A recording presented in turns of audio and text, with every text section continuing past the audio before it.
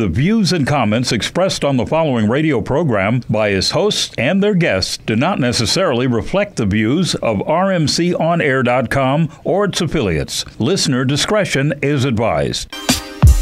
Yeah. New Tigolo. 4:30. 7:30. 2:15. Hey yo, don't need a new style. Being dope is always in fashion. Beast to the West Coast, montage fashion. Everything's in-house, don't need a mansion. Doper than the last one. 4:30. Like me, Al mix. I spit that foul, yeah, and one. Everybody swing and holler at me if you land one. Don't need perfection, just pass on, and don't need to be signed. I ain't got a cast on. Lot of opportunity, easy bread I passed on. It just felt troubling. Now class is in session and we got them testers bubbling like Scantron, fresh out the kitchen. Signed with a stamp on. I'm on some greatness, y'all on some lateness with no foundation, so it could never last long. I display patience. I done played Jason. It's Saturday the 14th. You got a mask on. Come on. Pushing me to the brink. A stagger in my footsteps and I don't even drink. It's so much on my mind, dog, and I can't even think. It feels like everything is falling down. Pushing me to the brink. A stagger in my footsteps and I don't even drink. It's so much on my mind, dog, and I can't even think. It feels like everything is falling down. They say the 336 is what raised them, but the 919 made him. Stark raving, rhyme like he ain't got the good sense God gave him. Anybody on his bad side, God save him. Late nights by the bedside, God praise him. He's the captain that told me to kneel, and when I was surrounded by the monkey ass, he told me to peel. Broke free of my deal and left shackles. Racing like Petty in the stock. Now we heavy on the block like guards and left tackles. See where I come from if you and yours are up in arms like gun runners, and you are confronted with 99 problems and can't keep it 100. Then at the day's end, you ain't really done nothing. I made a new lane for myself and said, why rage against the machine when you can just unplug it? For real, pushing me to the brink. A stagger in my footsteps and I don't even drink. It's so much on my mind, dog, and I can't. Hello world, and you are tuned in to Locker Room Live. I'm your host, Smitty Clutch. This is JR. And we have a great show for you today. A lot of good stuff. We're going to talk about the NFL draft. We're going to get into some NBA playoffs. And we have the one and only, in the flesh, Leroy Smith. And we'll fill you in on exactly who Leroy Smith is if you don't know already. But before we get started, we want to welcome everybody to Locker Room Live. This is the inaugural kickoff, tip-off episode of our show where we're going to be discussing everything from sports to fashion to culture to politics, but it's mostly going to be around sports, and we're going to give you a fresh take on all that stuff. So we hope you ride with us. We hope you enjoy it. We're going to have a good time. We know you're going to have a good time. Visit us at the website to stay up to date on the newest news and updates. That's lockerroomlivetv.com. Mm-hmm.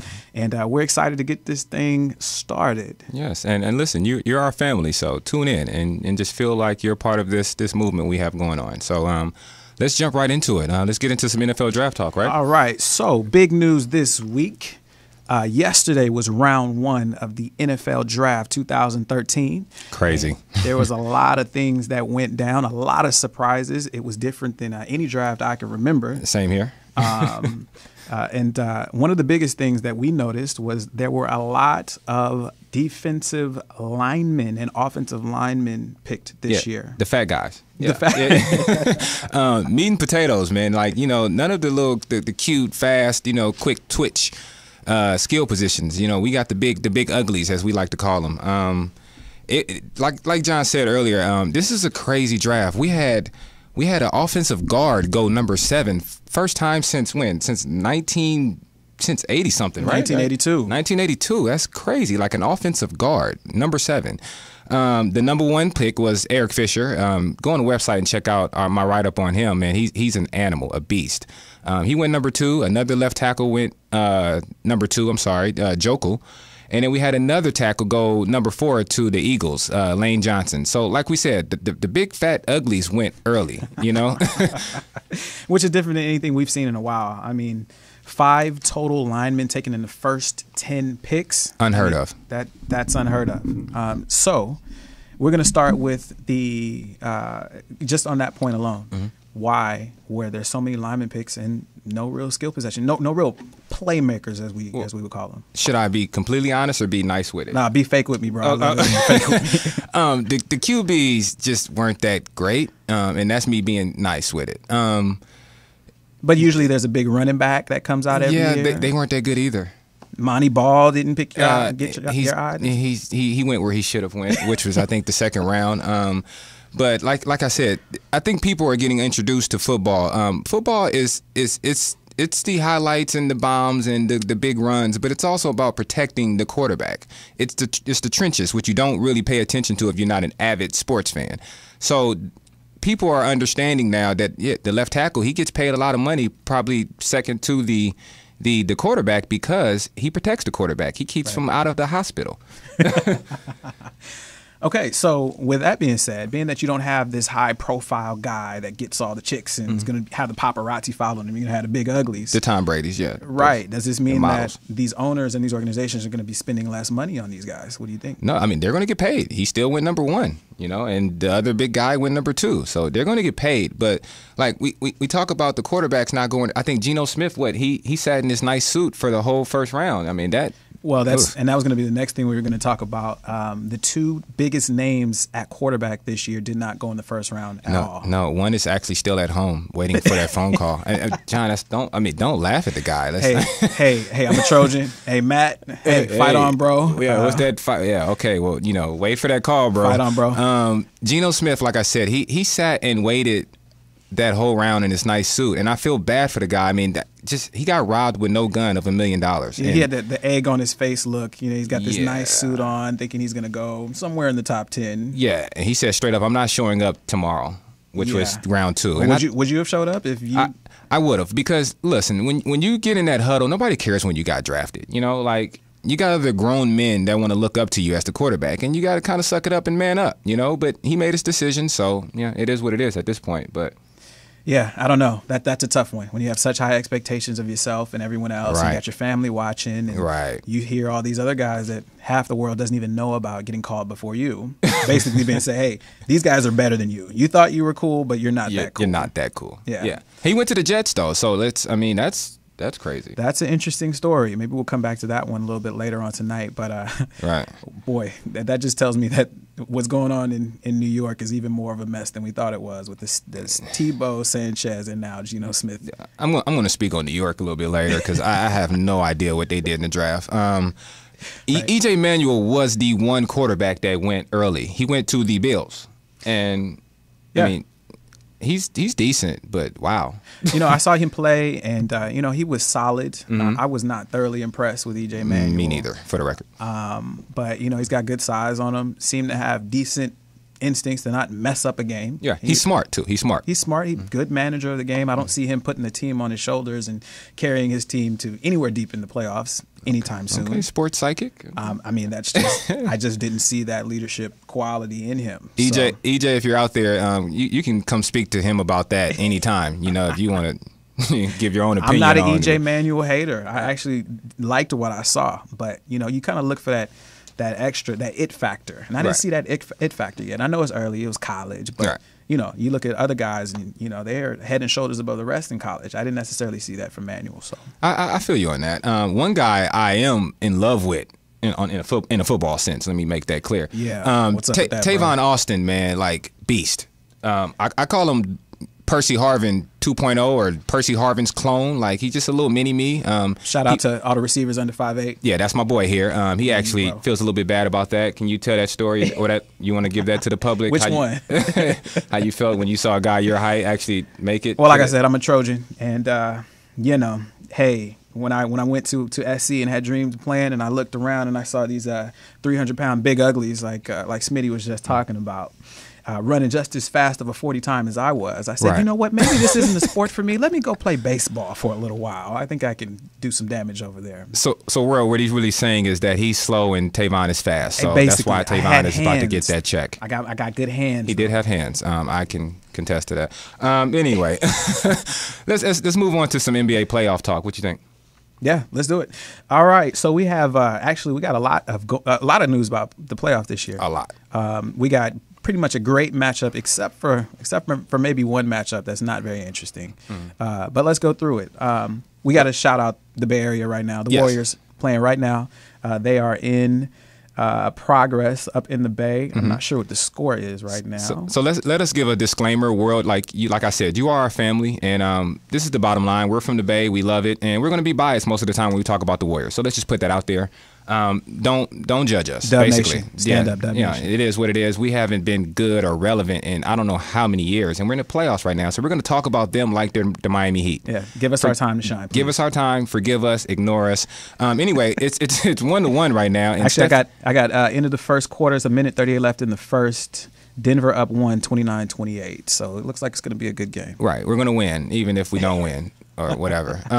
Stephen Curry, game 2 went crazy. Klay Thompson went crazy. I've been speaking about these two for a while, and it's because they can shoot the lights out. I mean, they as a team, they shot, 65%? 65% last game, 64.6% last game, which is unheard of. It's the highest since 90-something. Since Utah in 91. Yeah, okay. He has all the actual stats. I just, I rounded up. It's a great series, though. It's two similar teams. They're up and down the court. They run. Denver is very quick. They got the little mini meat. Ty Lawson. Ty Lawson. Yeah, he's just quick. And you have the shooters. I think the series is going to come down to who's going to play defense, because last game there wasn't a whole lot of defense being played. Right. So I mean that's good for the NBA, but I have a question for you just Sure. before we move on to the next team. Will the Warriors be able to last 7 games without the man at the 4? David Lee. Now, this is my opinion on David Lee. I know a lot of you love him, especially Warrior Nation, or what we call Dub Nation. I like David Lee. I do. But sometimes I feel like his stats are a little bit inflated. First of all, he's very bad defensively. Well, he elevated his game to bad this year. He's improved. But I've always felt that we could win without him. And I think they just showed that. Now, can we win the series without him? I'm not sure about that. But what he brings to the team, I think, can be duplicated by a collection of other players. One, Harrison Barnes, who's looking like a young animal. He's been up and down throughout the year, but he's played his part, and now in this playoffs, he's stepping up, like in a big way. Yeah, I don't know. Yeah, I agree with that. I don't know how much I expect from someone like Carl Landry. I won't speak on Carl Landry out of respect to his family. And the Warriors' game plan. But Festus Ezeli, I think there's an opportunity for him to step up and make some big plays and make a name for himself. The Nigerian Nightmare, Part 2. I love that guy, man. He's all muscle, and that's it, really. Yeah, no one else in the whole world knows who he is except for the people in the Bay Area. But he has an opportunity to. Festus is his name. Let's move on to the Lakers. This is where we're at now, LA. We know you're out there, Laker fans. My condolences is all I can say. I don't know. Yeah, they're down 12 into the first, about to go into the second quarter. Okay. I think this is the beginning of the end for the Lakers. Well, that was game 1 was the beginning. Actually. What was the first game of the season back in November? That was probably the beginning of the end. Right now, bring the brooms. That's all they can really do, and get ready to go fishing. They should be at the lake near you very soon. The real question with them is where do they go from here after they do lose? I mean, Kobe, what do? Do you amnesty him? Oh, don't kill me, Kobe fans, but he's going to make $30 million with no Achilles next year. Dwight Howard, yeah.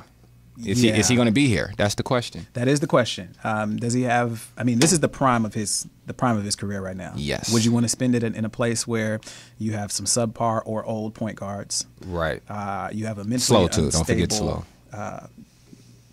MWP and I like Ron. Yeah. All right. Meta. Sorry. Shout out to Meta. Yeah. Meta. Shout out to Meta. We need you to come through to the show and highlight us about a couple things from the projects. Right. Right. But yeah, Kobe's not going to be the same. You can't. It's hard to come back from that injury. I mean, look at Chauncey Billups. He's probably the best one that's made an effort at it. Well, Dominique came back and made 2 more All-Star games. He was a freak of nature athletically though, and Kobe has similar athleticism, and more skill. So trust me, Kobe's going to come back if he wants to, and I think he does want to. But $30 million. First of all, no one on earth should be making $30 million to play basketball, but number what is? Oh, LeBron James. I was going to say 23 or what's his number? He's 6 now. Oh, I should know his number. Don't right? you have his jersey hanging up? No, I don't do jerseys. Okay. I stopped that a while ago when I realized I wasn't going to the NBA. But Anyway. yeah, you got a Steve Blake that's injured. You got a Steve Nash that's injured. Right. You got a Dwight Howard that's strange at best, not playing very inspired. Yeah. You got the offense running through Pau Gasol. Shout out to Pau. He's doing his best. But Some call him Paul Gasoft, but that's not me. Some. I don't do that. yeah, there's just not enough firepower on the Right. floor. So Yeah, enough about that. Miami, what can we say? They're probably going to win it all. They have the best player on Earth or in the galaxy. And we say pretty much the same thing we said about the Lakers. We can say about the Bucks. You know, it's pretty much over. I mean, what was Brandon Jennings thinking? Did he said 3-1, right? He said that the For Bucks would actually win the series 3-1. Yeah. I think we all need that confidence in our life. We can accomplish anything in life if we had Brandon Jennings' confidence. Can we? Because or sanity? No, we're seeing insanity. We're seeing the opposite of that. We're seeing that you can't accomplish everything in life just from positive thinking. But he thought it. But he's not succeeding. Right, but he thought it. I don't know what that means, but at least before the game started, he thought they were going to win. Right. That has to stand for something. Right. But they made it to the playoffs. That's did. good. They did. Yeah. They got my boy Mata over there. He was an ex-Warrior. Got love for him. Can't say I'm happy to see him, or mad to see him gone, should I say? But he's doing good. He's doing good. Shout out to Monte. Shout out to Monte. We had some good years. Monte, however you. But we're having some better years right now. Can't be mad Yeah. at that. All right, let's move on to the next series. The Bulls up 2-1. Shout out to all my boys out there in the Chi, South Side, West Side. They're doing their thing. Tom Thibodeau, man, second best coach in the league. Third, where is he? Let's see. Well, we got your boy. We got Greg. Pop. I call him Freddy Krueger. But yeah, Pop is the man. So man. who would you put ahead of Thibodeau? Who did you put ahead of Tibbs? No one. I would just say his old coaching mate, Doc Rivers. That's the only one I see on his level. I got to give it to Tibbs. Yeah, I got to go like to Tibbs Doc, too, man. I love Doc. But Tibbs is an animal, man. They get smashed game 1, and now they're up 2-1. and without Derrick Rose. Without D Rose. That's how you rally the troops, man. And he's all about defense. He doesn't mess around. He'll bench anybody. Anybody And at that's any how time. it should be. That's how it should be. He's the coach. He is the Now, coach. It's a little different over in Lakerland. Yeah, somebody but, need to explain that to D'Antoni. He just, he's just going through the motions and speaking a language we don't understand half the time. And but anyway. Okay, so wait, we got a question before we leave the Chicago series. A lot of people have been upset at Derrick Rose not getting back on the floor because there's a possibility that he could be playing right now and helping his team. What do you think? Those people are not Derrick Rose, and they're idiots. Because if I'm Derrick Rose, I'm doing exactly what he's doing, which is sitting my butt down and letting my knee heal. Yeah. Listen, Derrick Rose is not Stephen Curry. He's not Nash 5-6 years ago. He's an explosive, to-the-rim athlete. Without his knee 110%, no way is he going to be the same Derrick Rose. And all he does is put that franchise at risk and his career at risk. He just made $100 million. Listen, sit the year out. You're not beating LeBron and company anyway. Get healthy. Get better players next year. Right. I love Luau and Noah. Shout out to those dudes. And Taj Gibson. I love defense, so I pay attention to those guys. I know what you do on the court. But like I said, D Rose, he's doing the right thing, man. He's an animal, and he needs his knee. He's way too explosive to play out there with one knee. Yeah. I agree. I can't really argue with that one. Yeah, and anybody feels different, well, that's why you're not him. So get over it. If he was on a team like San Antonio where you got a shelf life that you're staring in the face, then you might want to consider pushing it. But I don't think there's anything more important than a guy's health. Nothing. So especially when your name is D Rose. Right. All right. Let's move on. Pacers. Or do we start? No, Knicks. Let's go. I'm Knicks jumping Celtics. to the Pacers. What is that about? All right, let's go Knicks Celtics. Did anybody even see has anybody watched that series? Probably not. Wait, no. What do we call that? That's the NBA. Yeah, TV? the NBA TV series. That's not making TNT or ABC. They would never do that to themselves. Rating suicide. You know what? Let's just talk about that one because we're on that. Yeah. That series. So Pacers are up 2-0. All right. So good. That's good. Now back to the Knicks. All right. So this is an interesting series. Yes. Melo. And I feel sorry for all my Boston people. It's been a rough week, 2 weeks for Boston. Shout out to Boston. Shout out to Boston, man. We are with you. Our prayers are with you. Yeah. And we really want to pull for Boston and their whole city during this series. But definitely, when you got somebody with the last name Anthony on his jersey. First name Melo. Shooting the way that he's shooting right now. You got J.R. Smith contributing. You got other guys that are just, they're just playing solid basketball, and they got a lights out scorer. What can you do? Right. Like I said, team defense here. Kenyon Martin. Chandler, he's not healthy, but Kenyon is picking up the slack defensively. I would have loved for my Warriors to pick him up. I was screaming it. They didn't do it. I'll let it go. But Kenyon's playing like an animal, like it's 2005 again. He's just doing what he does, bringing good energy, good toughness to that team, which they didn't really have before. And that's what Mike Woodson. That's what he's about. He's about defense and toughness. Right. Carmelo's not going to really get out there and lock people down. J.R. Smith definitely not thinking defense. But Kenyon is bringing that, and Carmelo just won't stop scoring. He's probably scoring right now if the game it's over, but he's still scoring somewhere. All right. So, Coach Smitty, what do you do if you're Doc Rivers? What do you do? You got pray. Your back's against the wall here in this series. You got KG. You got some young guys that are on the floor that can contribute. What do you do? Poison Melo? I don't have any other options. They got Carmelo, and Boston. They're a good, savvy veteran team, but they're running out of that. They just don't have it. They got my favorite player in the league, KG. That's my boy. Love him to death. If you know Smitty, you know I love some KG. Defense, obviously. But, he's 30, whatever. Paul Pierce, Uncle Paulie is what I call him with the Uncle game. Uncle Paul. Uncle Paulie, he's not getting any younger. They got Avery Bradley. I love him defensively. But they don't have the scores to go. In the second half, they're averaging like 10 points in the second half. So it's going to be a quick one out there in New York. The New York is ready to go on to the next series, and they'll probably lose that one. Yeah. Probably, yeah. Uncle Paul, I think him and Andre Miller play at the same rec league. Uncle Paulie, Uncle Miller. Old man game. You pick them first when you go to the YMCA or something. You're like, hey, I want that guy with the old man game. Look here, young Butler. Check out. Right. You take it down to the post, young Butler. Yeah, walk him down. All right. OKC, man, crazy. Great series. Right. Russell, though, man. Yeah, great series. Okay, so we have OKC up 2-0 in the series. Yeah. But with the newest developments, as of last night, we found out that Russell Westbrook spent the entire second half playing on a torn meniscus. Man, that's tough, man. I don't know where that came from. Same thing with D Rose, man. He's not the player to play with, one knee. No. Yeah, right. he needs that explosiveness. He needs that attack to the rim. He needs it all. Yeah. So for a guy that only knows one speed. Right. Exactly. And he's a big contributor to your team. Yeah, how does this impact the rest of the series going forward here? Well, for one, KD might actually get the ball more than. I love you, Russ. But you're not. Passing is not your thing. But still, I for one, that's it. Miami wins the championship as far as I'm concerned. I hear some people talking Clippers, and no. It's not happening. Yeah. Miami was going to win it anyway, but now it's that. What can you do against that team with no Russell Westbrook? Well, before we get to Miami, what about Houston? Do they have a chance now that Westbrook is out? N-O. Okay, great. That was easy. No. You got James Harden, you got these other guys. Yeah, good players, but the other team has Durantula, so that's the end of that. I subscribe to the Charles Barkley belief in basketball. They got the better player, so they win. So that's Chuck. Shout out to Chuck. That's Chuck. Shout out to Fat Boy. Clippers and Grizzlies. That's a good one too. Out here in LA again, the real the better LA team. Let me stop with the Lakers. Sorry, guys. Sorry, Laker Nation. We're unbiased. We're not Laker haters. We just sort of. Laker dislikers. Clips, man. CP3 Clippers up 2-1 against the Grizzlies. Now we thought this was going to be an interesting, very physical series, and it has been physical up until this point. Big time. Yeah. CP3 runs off 4 straight buckets in the last 3 minutes. Yeah, last 3:46 last game. He scores the final 8 points in the game winner. That's now to me that guy is the type of guy that you want on your team. Dude, that it factor that we were talking about. He's got it. He's amazing. Dude is like my height. I'm 5'10" tops. And he's a little guy, and he's out there with the Giants, and he's treating them like they're mini-me's. He did play basketball a little differently than you do. Well, but, don't.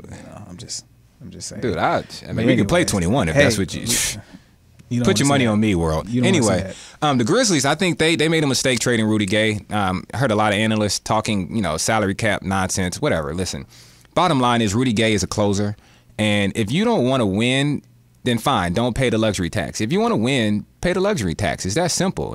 You only get one chance or 2 or 3 to win a championship with that roster, and now it's done. I love Tayshaun. He's a great player, good defensive player, but as you see in this series, one player has a clutch guy in CP3, the other one doesn't.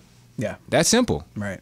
That's the Charles Barkley philosophy on There basketball. There it is again. Okay, cool. So, yeah. So that's the NBA. Yeah, it's going to be an exciting rest of this first round, and obviously it's going to get better as the playoffs continue on. Right.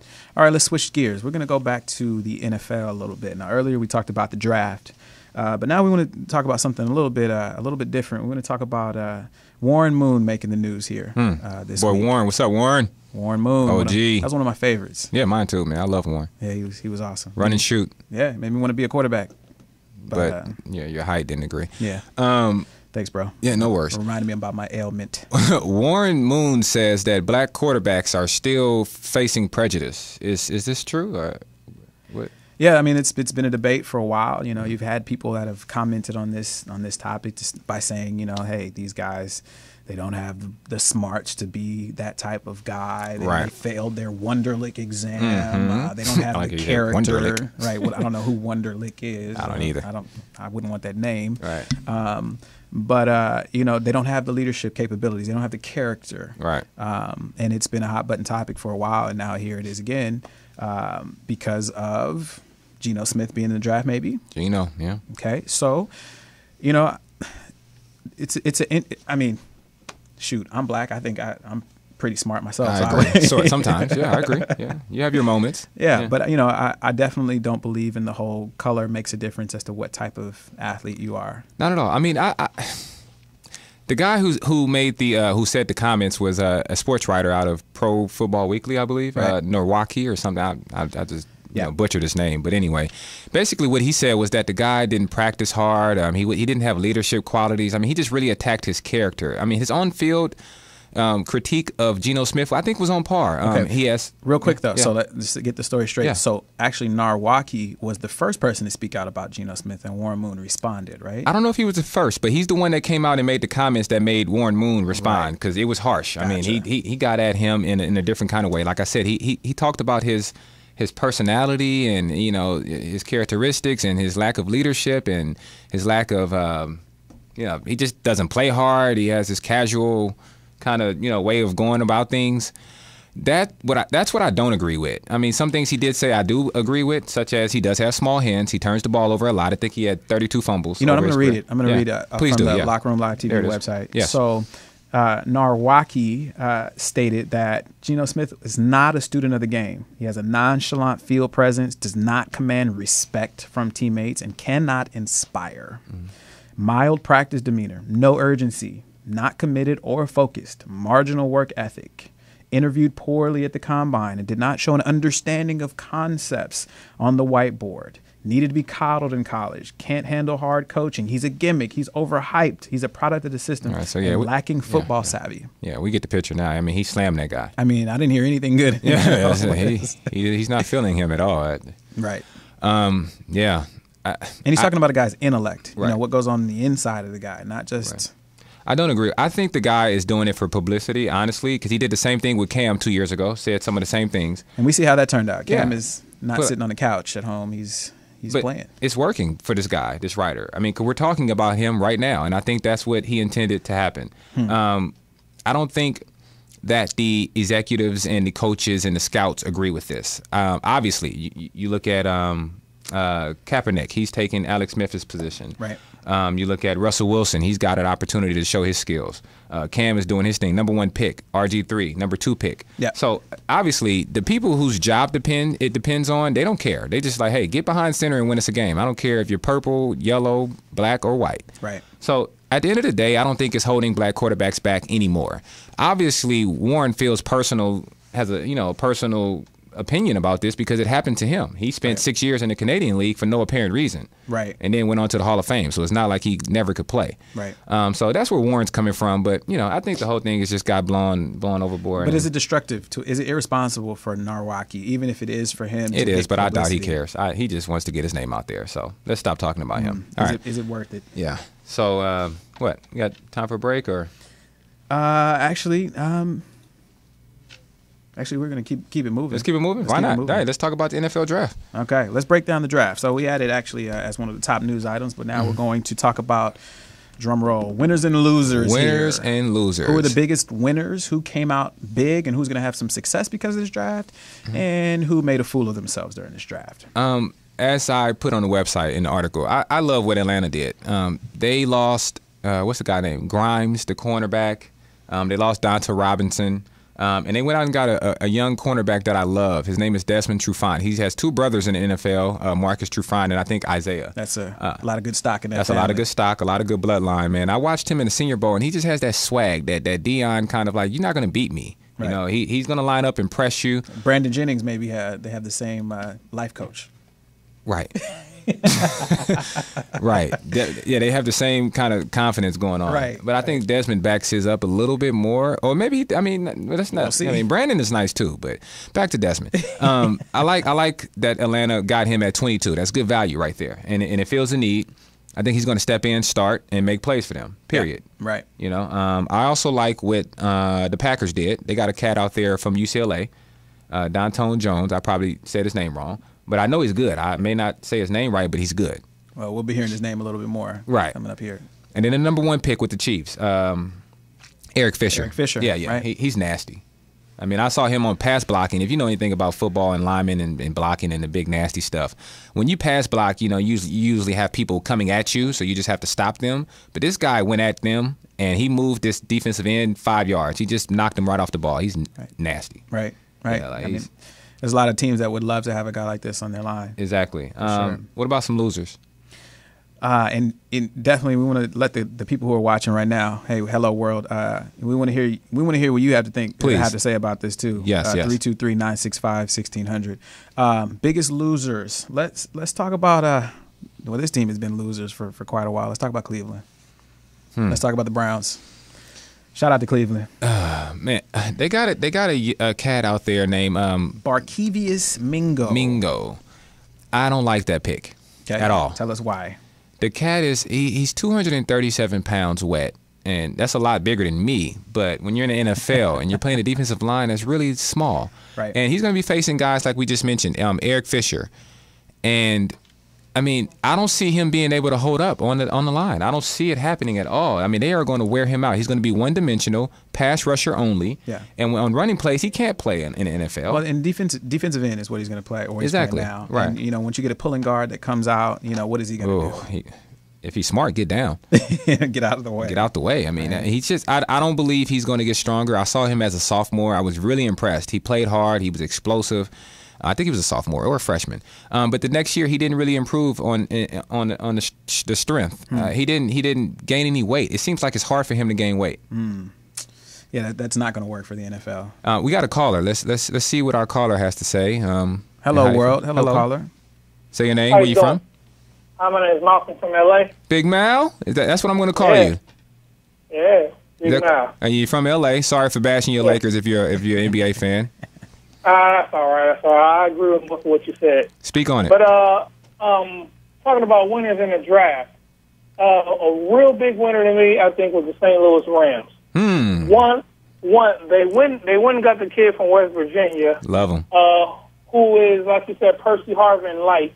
But also, if you remember, they let go of Danny Amendola, and I think that he can fill Amendola's needs, or what Amendola brought to that team, and more, because he can make plays after the catch. Big time. I agree with you 100%, Malcolm from L.A. First of all, he's probably going to be on the field more than Amendola. And Amendola was hurt every time he touched the turf. He got hurt. That rhymed, too. But Tavon, man, I think he played like hundreds of games without getting hurt, all the way from high school to college. He didn't miss a practice. The guy's 170 pounds wet. Yeah. And he can take a hit. He played running back, receiver, slot machine is what I like to call him, and he's a baller. And I agree with you 100%. I like what the Rams did. They gave a weapon for Bradford, because I love Bradford. He just doesn't have anyone to throw the ball to. Right. Yeah. And also they got value in a special teams game. They can put him in. They can put him at punt return or kickoff return. Basically, they got a full-out utility guy with him. They address many needs with one pick. Oh, this guy knows his stuff, man. Yeah, I mean, pretty much. That's the NFL. It's all about value. How much value can you bring to a team? If you can do multiple things on the field, then that's where you're going to make that team want you. And it's that simple. And this little guy can do anything. Like you said, special teams, slot. He was playing running back at West Virginia. He is a good football player. And what he did at the combine, that was it. He showed explosiveness. He showed real speed, but he has football speed also. He gets them pads on and he accelerates fast. That's what it's all about in the NFL, is how quick can you accelerate, and that's what he does. Yeah. So thanks for the call, man. We appreciate that. You know a lot about the game. Please call in the future. Hey, thanks a lot. Love the show. Thank you, boss. All right. We need to keep it moving. We need to take a break, and then we got some very exciting stuff. Got bills to pay coming up here in the second half. Definitely got some bills to pay. So stay with us. We got to take a break. Don't go nowhere. Locker Room Live.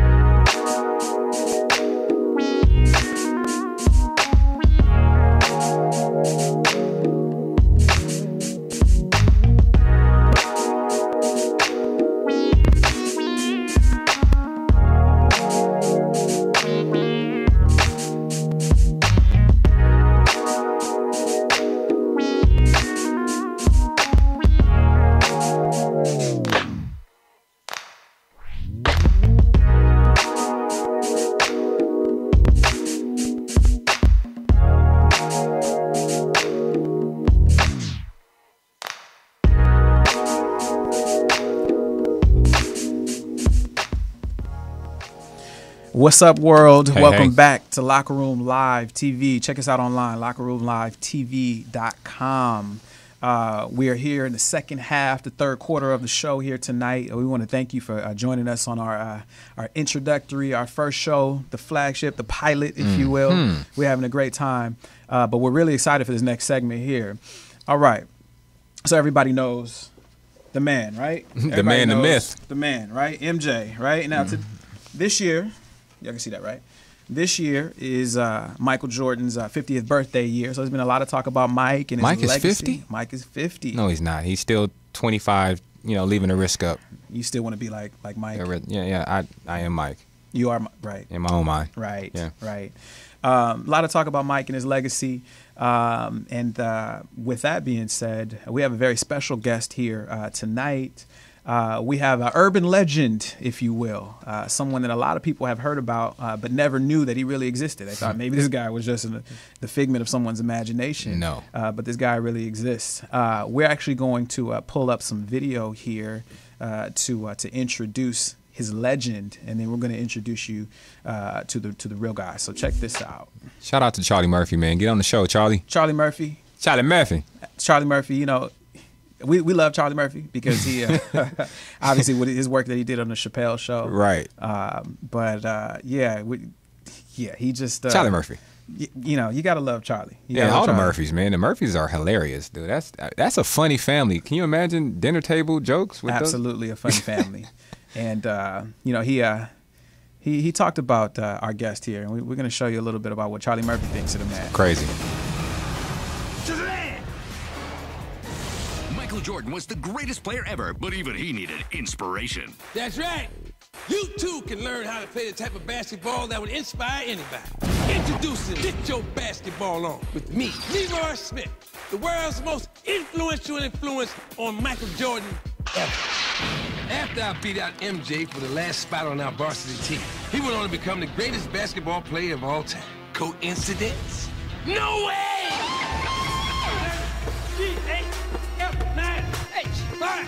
I'll teach you the skills you need to dominate opponents the same way I dominated Mike. We were in the 10th grade. You will learn my 3 pillars of success. Motivize, pulverize, and realize. And you'll have unfiltered access to my mind, which features the largest collection of basketball drills and motivational techniques available anywhere. Check this out! Every drill Leroy performs will inspire your basketball soul. Buy it! Plus, if you order now, I'll throw in my motivational cookbook. Get your cooking on with Leroy Smith. How'd that taste? So what are you waiting for? Go to getyourbasketballon.com and let Leroy Smith transform your game today. That's what I call a hot shot! Leroy. That is hilarious. Too hilarious, man. We are ready to be motivized. Right. So Leroy Smith, the man who made the team when Michael Jordan got cut. I believe that was his freshman year. We have What you got, Mike? the real Leroy Smith here in studio with us tonight. Everybody, Locker Room Live. Let's welcome Leroy What's up? Smith What's up, to the man, locker man. room. We appreciate you, man. Oh, it's good to be here, guys. All right. So first off, Roy, thanks for being here. What do you think? What is your impression of Charlie Murphy's impression of you? You know what? It's fun. It's fat. It's a privilege to have someone like Charlie Murphy do a caricature of me. You know, it's really awesome. When Nike came to me with this whole idea, I thought it was going to be fun. I'm a fun-loving guy anyway, so they said Charlie Murphy was going to play your character. I thought that was the perfect person to do that. Now, why would you think that Charlie Murphy is the perfect person? You know what? When I was in high school, and even today, I'm a bit of a clown. I love to have fun and laugh a lot. So, you know, to have someone serious play me wouldn't have been a real depiction of who I am. And he captured the essence of Leroy Smith and the funniness and things. So he's a good guy. I love the Murphys as well. Shout out to Charlie Murphy. Shout out Charlie Murphy. So let's get a little bit more into the high school times, man. Like, what was MJ like in high school, man? Tell us. You know what? It's so funny because when you playing with greatness in high school, you really don't even realize it. You know, I didn't really realize it until like our senior year when we after that we went to college that how good he really was. So Mike was garbage in high school, is what you're saying. Basically. I won't say he was garbage. I will say this though. He developed like between his sophomore year and his senior year, leaps and bounds. Like he came in as sophomores when we could play varsity. He came in, he's probably 5'8", maybe 140 pounds or so. Shout out to the 5'8". I could have beat Mike in his sophomore year. Exactly, How, you know what I mean? how you feel about that? Little dude. Yeah, I gave him 21 work, outside, inside, yeah. You know, but the fierce competitor was always there. Right. And when I was 16, I was a sophomore, I was 6'8". I was about 110 pounds maybe. You were 6'8" as I was 6'8", skinny. I'm skinny now. I was skinnier then. Wow. And to watch him mature in the next 24 months was incredible because by the time our senior year came around, he was unstoppable. He was doing things. you could see glimpses of his greatness then. What kind of things were you seeing? You know what? I remember one play specifically when he caught a lob pass. I thought it was going to go out of bounds. Went to the behind the backboard. He caught it, dunked it in, and the crowd just went crazy. And we all kind of looked at each other as 17-year-old kids going, "Did you just see that? Wait, at 5'8"? Really happen?" No. Oh, this is when about 6'3", 6'4". Okay, so this is when he started to develop and started to develop. His hands started to get big. His tongue started hanging out a little bit. That's when it started. Huh? It all started. But he caught that pass and he dunked it in, and we all were like, "Oh my God, this guy is just incredible." But you see that we saw that in practice every day. Our practices were like super intense. When we got to the game, it was easy. Yeah, that was a fun time then. But practice was really at each other every day. We probably had a fight every other day in practice because it was so intense. So you put hands on Mike? Oh, I put hands on him. Oh, man. You're not Steve Kerr. You're not going to just put your hands on me. He'll let you know that. Put your finger in my face. Listen. That's right. We're not going to have that. I'm going to pop me in the back of the head. Yeah, that's not working out. No. Okay, nice, man. So tell us about when you actually beat him out for the varsity team. Well, this is how it happened. In North Carolina at the time, high school was 10th graders through your 12th grade year.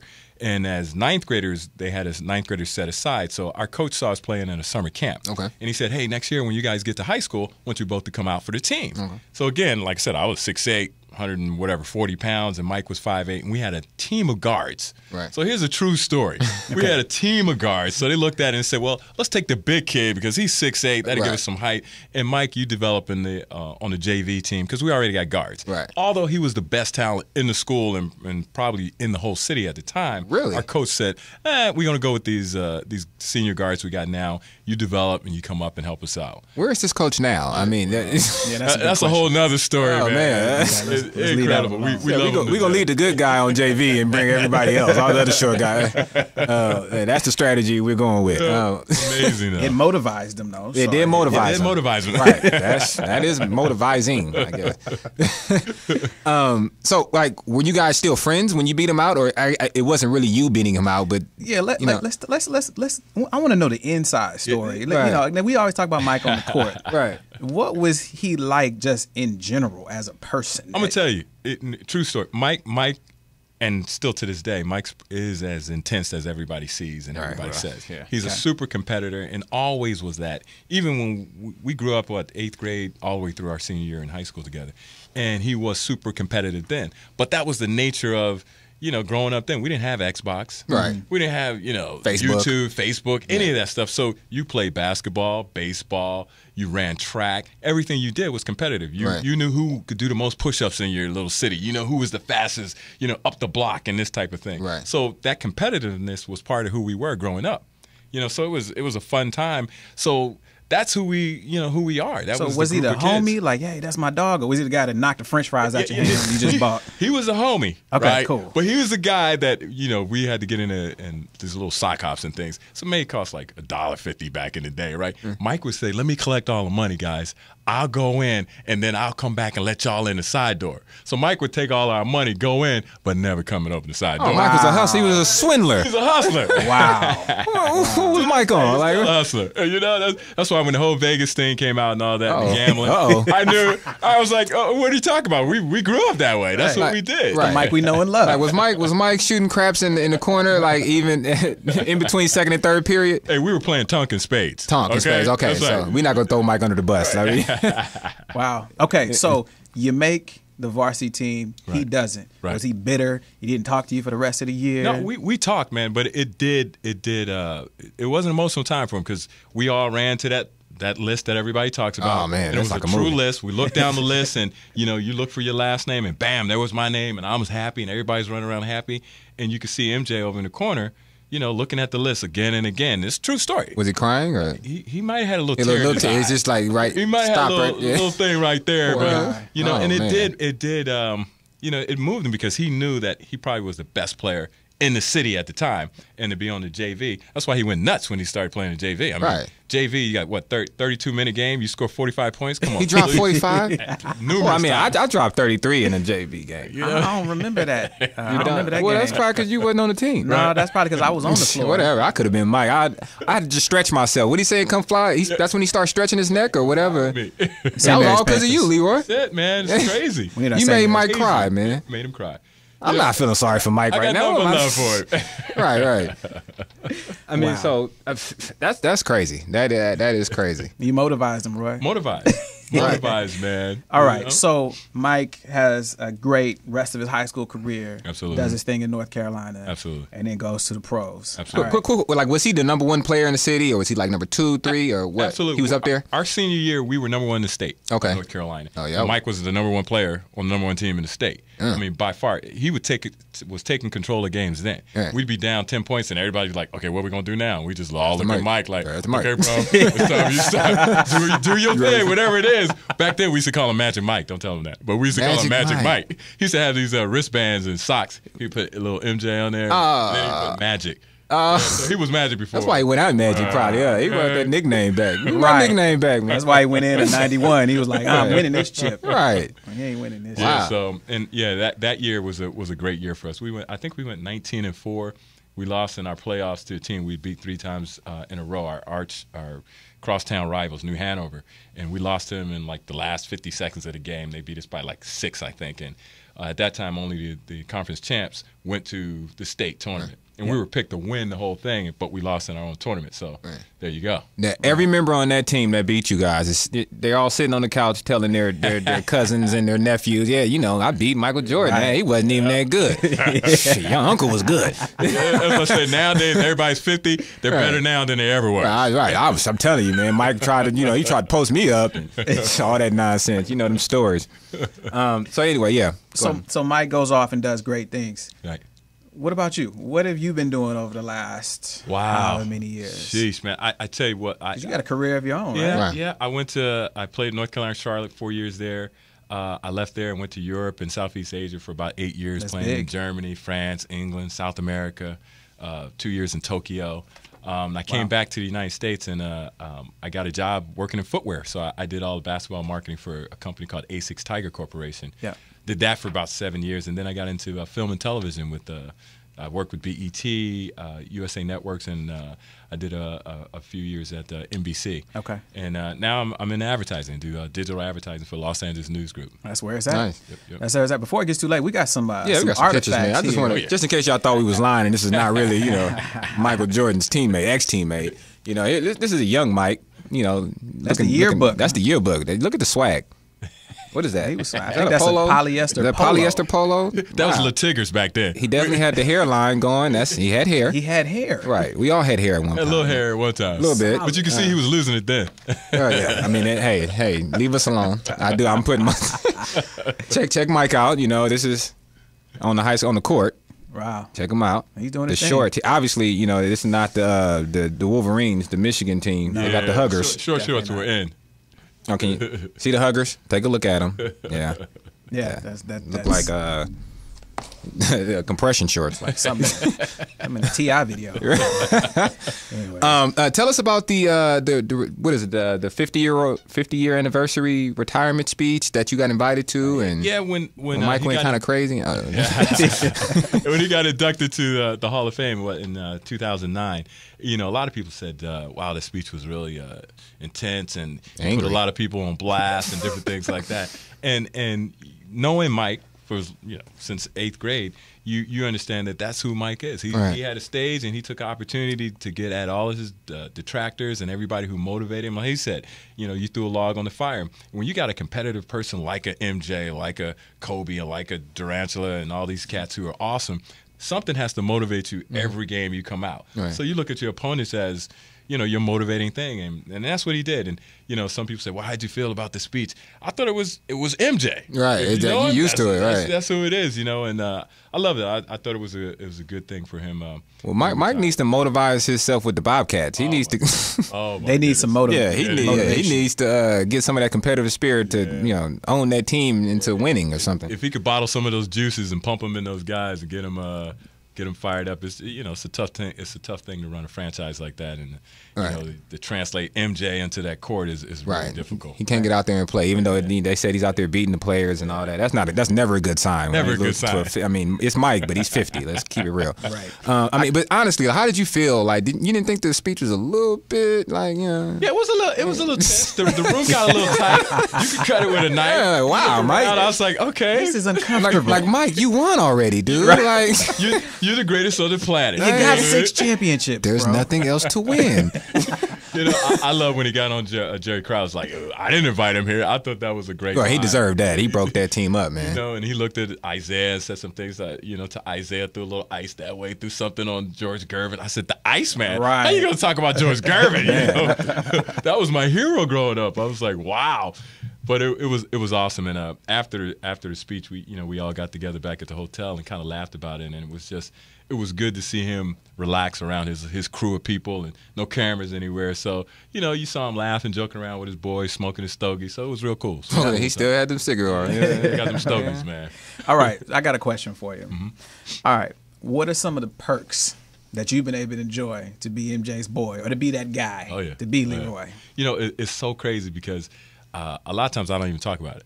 And my son will talk about it, or someone will go, man, I thought I saw you do this, or I saw this guy. And, just to have that, number one, to know that you were the guy that motivated greatness is incredible. Yeah. You think about it, and I always tell people, I said, you know what, the one thing I always have on MJ is I'm the guy that beat him out. Right. We used to play one-on-one in high school, back to back to back, and it was pretty competitive. And then he went away to college and came back, and we started playing in the summertime. And he was starting to beat me. Uh-oh. And I said, you know what, dude? We're going to stop right now. Right now. I'm never going to play you again because I want to keep the numbers close because I couldn't stop him. He could shoot, he could drive, he could dunk on you. So it was like, okay, it's over. But to answer your question, it's been real cool. Nike did this whole campaign around the Hall of Fame. I got a T-shirt. I'm the only guy who never played in the NBA who's got his own signature shoe. Wow. So, you brought that, right? Can we check that out? I got that Yeah, right over can't there. grab that, man. I mean, honestly, you're a humble dude, man. Because I mean, if I beat Mike in anything, I would have came in here with the T-shirt. I beat Mike. Like, Mike is weak. Man, this is actually kind of fly. Yeah, Look at that. That is the Leroy Smith. So all you cats out there buying Jordans, man, stop wasting your money and get that right there, man. That Leroy Smith. You ain't got the Leroy. And motivize yourself. You ain't got the Leroys. Yep. And that was pretty hot, you know what I mean? And so, And it got the glow too. It's got some funky colors on it, Hey man, I need these in 10.5. 10.5, done. Real I talk. don't wear no 10.5, man. 10.5. Hey man, don't disrespect me like that. You Animal beast. One of the things Mike used to do was, the NBA, they have all the aliases when they sign in and things. He used to sign in as Leroy Smith at the hotels and things. And I was playing in Japan, and a guy from, I don't know if it was Sports Illustrated or one of those magazines called me, and he was like, listen, did you know that Michael signed in as you when he goes to the hotels? I was like, no, I'm out of the country. A lot of stuff was going by me. I didn't know. And I said, wow, that's pretty awesome. And so I would go to the hotel sometime when they knew they was in town, and I would ask for Leroy Smith, and they would connect me to the room. To Mike's room. Yeah, so it's crazy. Craziness. All right. So we got a couple more minutes left before we got to shut it down. Is there anything that sucks about being Leroy Smith? You know what? If I could change anything, about being Leroy Smith, I would have wanted an opportunity to just try out for the NBA. Just to put my skill set in there and see if I could have just waved a towel. I didn't have to start. I just want to wave a towel, be on the squad. And when I first moved to LA, I had an opportunity to play with Magic and the crew when it was in the early 90s. Went up to Poly Pavilion, and I played for a week there. Played one game and with Magic and those guys, and Magic was like, hey, you coming back? You want to play again tomorrow? And that just made my day. I was like, wow, I'm playing with these cats. I could have played at this level. So that was probably my only regret was probably never getting the opportunity to play in the league. But life's been awesome, man. I can't complain. That's good, man. Being able to play professionally overseas, though, I mean, there's tons of people that would love that opportunity. Man, so that's good. big. Yeah, that's what I say. I can't complain, man. Life is good. I'm 50. I still get out and ball now, and As a got matter things of fact, going on. As a matter of fact, I'm good for 50, man. Thanks, I know, of course, 50, man. right? There's a charity both you and I are playing. Yeah. Hoops for Hope, LA. Yep. Wait. Who and who? I told you, hey. I know he said you playing, but who else? Hey. Oh, we were connected, man. He was dropping me some dimes. Thank you. Wow. Roy, please explain to the world. Explain to this man. dude. Did he tap glass out there? Did he, Hey, I did slap the You glass. slapped the glass? I did slap the glass. All right. Swipe the net. Connected, man. We Swipe. put Can you those do a layup points. and swipe the net at the same time? No, but for real though, it's a great cause. Hoops Yeah. for Hope. We'll put some information on the website. Yeah. We're building hospitals in Cambodia where they don't have any help. I've been to Cambodia, man. It's That's big. It's real. That's real. That's big. It's real Good out people. there. Real stuff. So just check it out on the website. We'll have more information. But that's cool. That's cool that you're playing. We'll be able to get it back out there Absolutely. and raise It's some gonna be money. fun. So that's cool. And Mike, if you're out there listening, we're gonna act like you are. You know? Yeah. We're gonna have Leroy back in, man, when you come in. So yeah, we're gonna make Absolutely. that happen. So That's you guys cool. tune in for that. That's coming soon. Coming Yeah. soon. Roy, we want to thank you for coming down. Smitty and JQ, I appreciate it, man. It's a great you, show, man. I love it a lot. Thank you, man. Cool, man. Well, this has been a great first show. Been really fun. We're getting ready to sign off, but anyways, we want to thank Roy for coming out one more time. Thank you, guys. We want to thank everybody who's out there watching, hanging out with us. We're gonna do this every week at 8 o'clock. Every Friday, baby. We're gonna have a lot of interesting guests. We're gonna have a party every week. So we hope Shout out to RMC. Shout out to the Bay. We see you. Shout out LA. to POTUS running the ship for us tonight. Love you, POTUS. And we will see you guys next week. Yeah, started from the bottom, We still kind of at the bottom. but we coming.